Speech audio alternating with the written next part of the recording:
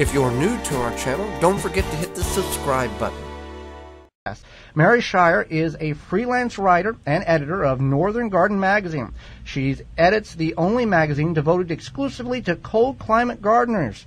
She is an author of From Apples to Zinnias, Northern Gardener. Welcome, Mary, to the program. Yes, thank you. Really appreciate you taking time out of your busy day to share some of your cold climate gardening tips with all of us here in Milwaukee. Well, I'm glad to do that. As it seems we are having a hard time getting into gardening this year. It just seems like we get a week of warm and then we get snow and freezing temperatures.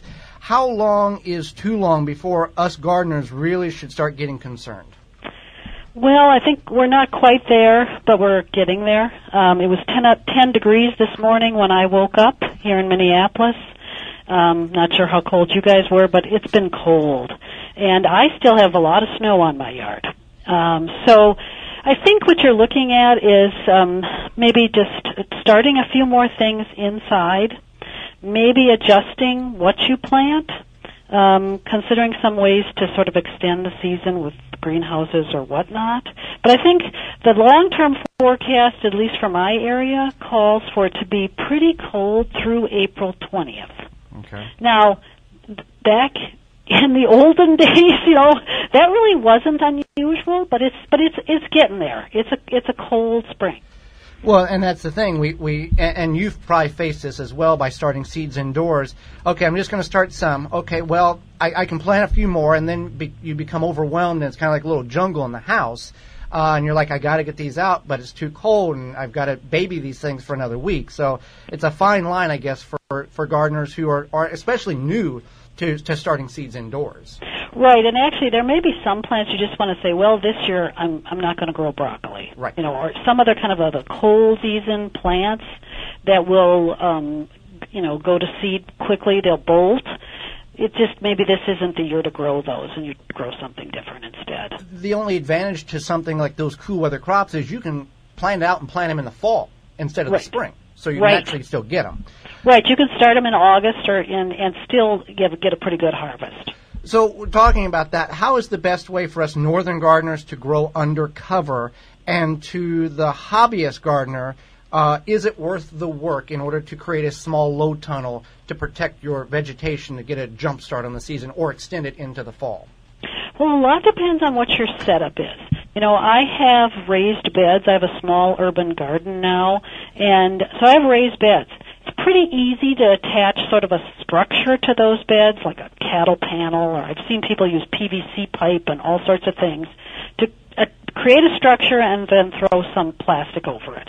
It's not super expensive. It's pretty easy to do. So that kind of thing, is not that hard. And I think it's something people could consider doing. There's a lot of videos on how to do it. I know you've got some videos on how to do sort of simple structures for putting plants under cover. But a full-scale, hoop house or greenhouse, that's a big commitment. And I recently wrote a story about a woman who did a DIY greenhouse in Egan. She used a kit, and then she made it even better by adding a foundation and some interior structure. She gets a ton of plants, but she has a little heater in there, and she has to watch that thing quite closely. So, do you want to make that commitment? That's a question you kind of have to answer. Kind of like having another child in sense. Yes, well, at least for for a couple of months. Right. Well, it's not the full 18 years. When you talk about the plastic that goes on it, what type of plastic are we talking about so people can know what we're describing here? Yeah, I mean, is it 6 mil? Is that kind of what you use? That is what we have used, is a 6 mil. Now, the it's not, 6 mil, that's usually what plastic. I use. Yeah, it's not see-through plastic. It's got a kind of milky film to it. Right. But it'll keep things pretty warm. Yes. And if you've ever read the books by Elliot Coleman in Four-Season Gardening, he says every layer you can put on a plant, you're getting an extra zone. Right. So let's say you do that, and then you're going to have a cold night, so you've got your little greenhouse. Throw a layer of rime or some other kind of covering just on top of the plants. You might get another zone's worth of warmth, which is like 10 degrees. And it makes a big difference when those temperatures are borderline. Yes, it can make a huge difference. So let's talk about deadheading. There's a lot of people listening to the program that have a lot of flowers, perennials as well as annuals. Why is it important for people to deadhead their flowers? And when it comes to dividing some flowers, how do you know if, one, it can be divided, and two, when you should divide it? Yeah. Well, there's two reasons to deadhead. The first is aesthetic. You know, I'm an editor, and I know that sometimes when you take things out, it's better. So if you get rid of those old blooms, it looks better. The second thing is for not preventing the perennial from setting seed, and that's the job of a plant, to set seed. So if you cut those, if you deadhead it, it'll keep on blooming to try to do its job. As far as dividing, not everything needs to be divided, but I use the donut system. So with hosta, and they'll really show you their donut. The plant grows from the inside out, and so, after a few years you've got a hole in the middle, and then there's the donut of the plant around it. And so you can really see that in kind of early to mid-spring, and that's the good time for dividing. There you go.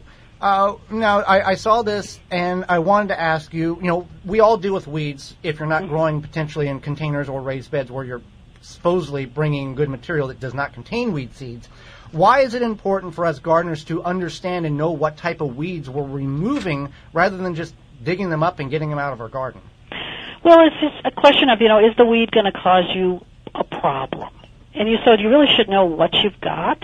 And some weeds are not that much of a problem, or they're not a problem for you.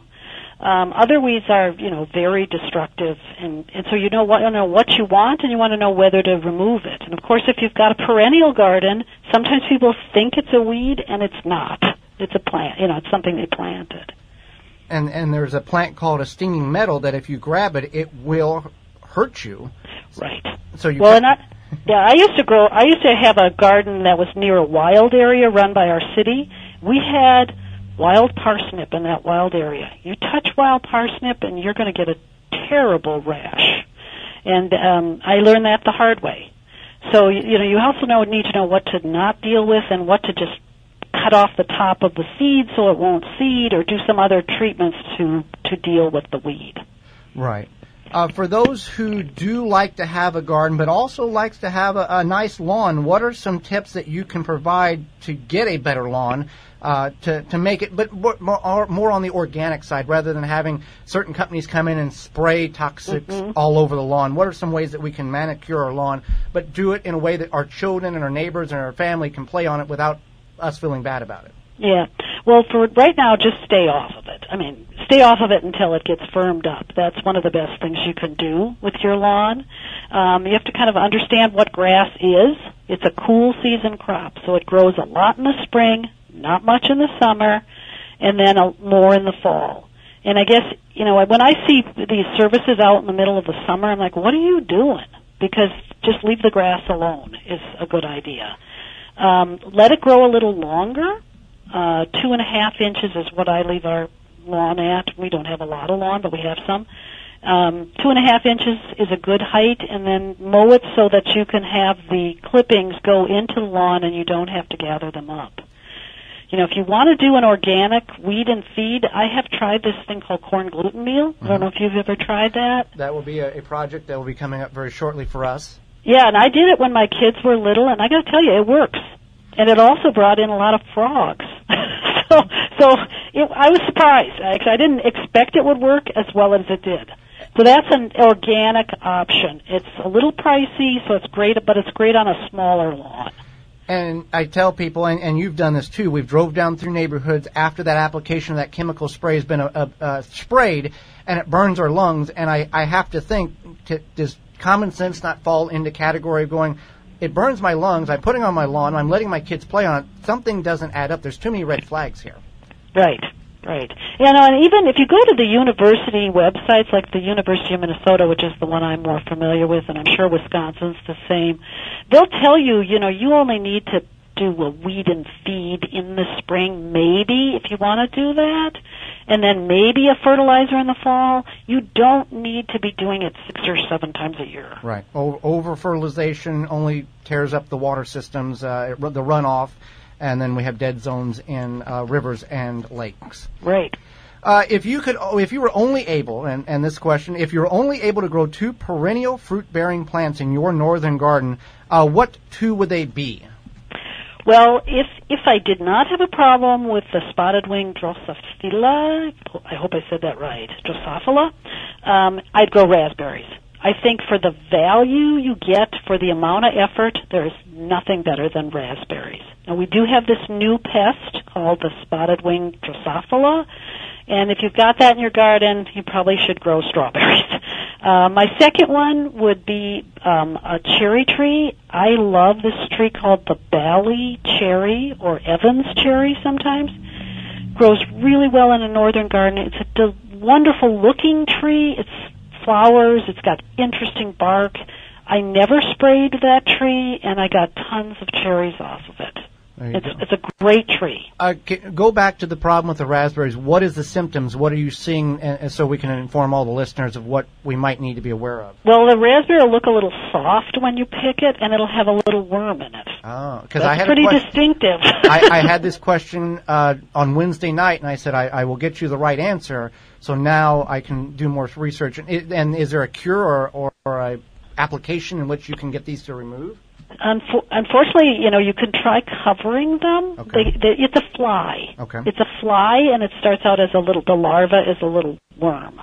And right now I've been following it through the University of Minnesota, and actually I participated in a testing program that they had where they had gardeners putting a little thing in their yard to see if we caught any, and they are showing up here. I hope your listeners don't have that problem, because raspberries are wonderful, and it's kind of a difficult pest to deal with. Well, it's good information to know. Mary, how can we find your book and find out more about you? Well, the book was published by the Minnesota Historical Society. It's a combination of how-to and history of gardening. It's available in most bookstores. Barnes & Nobles carries it. Also, it's available online. In all the usual places you get books, you can find it. A few nurseries in Minnesota are carrying it. I don't know about Wisconsin, but maybe they are. It's a good book. Yes, it is. Absolutely. It's a very detailed instructional book. It's got a lot of information, a lot of great pictures to describe what you're speaking about in it. Well, Mary, we greatly appreciate your time and the knowledge you've shared with all of us so we can better our northern gardeners. Yeah, well, thank you, Joey. Thank you for checking out the Wisconsin Vegetable Gardener Radio Show. For more, go to the WisconsinVegetableGardener.com for full-length in-studio video and podcast replay of Season 1. Season 2 underway and added weekly.